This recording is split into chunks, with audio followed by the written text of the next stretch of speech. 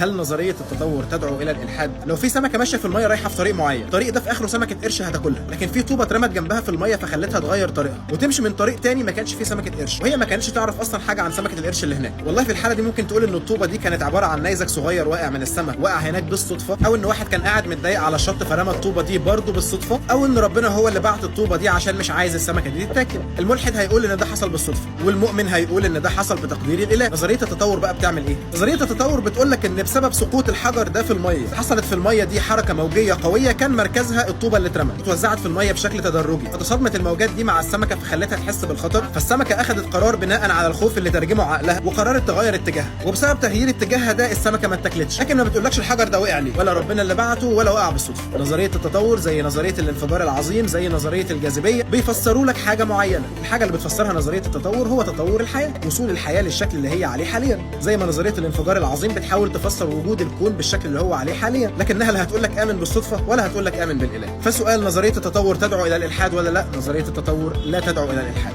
حبيبي ده انا كنت هصدقها، بس الفكره انه في ناس فعلا بتصدق نظريه التطور اللي لا تدعو الى الالحاد. يعني مش بتدعو ليه بشكل مباشر، بس بتحطك على طريق، كانك جبت حمامه وقلت لواحد صاحبك الحمامه دي مش بتطير، وهي فعلا مش هتطير لانك قاصص جناحها. انت بتعمل حاجه بتدعو لحاجه، انت بتقول ان النظريه ما بتدعمش تحول القرود لبني ادمين، وده اصلا اساس النظريه. من مخترع النظريه تشارلز داروين، في اشهر كتاب ليه On the Origin of Species اسس نظريه التطور بالانتقاء الطبيعي، وانه الانسان اتحول من الشمبانزي واسلاف تانية للحاله اللي هو موجود عليها دلوقتي على مدار ملايين ومليارات السنين عشان يوصل للشكل الموجود دلوقتي. وده معناه انه الانسان مش من ادم وحواء زي ما كل الشرائع السماويه الابراهيميه قال، الاسلام، المسيحيه، اليهوديه، جيت انت خالفتهم كلهم، يبقى الانسان مش من ادم وحواء، فبالتالي الانسان مش من تراب، فبالتالي مفيش اله موجود. قفشتك صح؟ انا اسف. ماركس اول ما قرصته سكرة الموت قال اوه ماي جاد.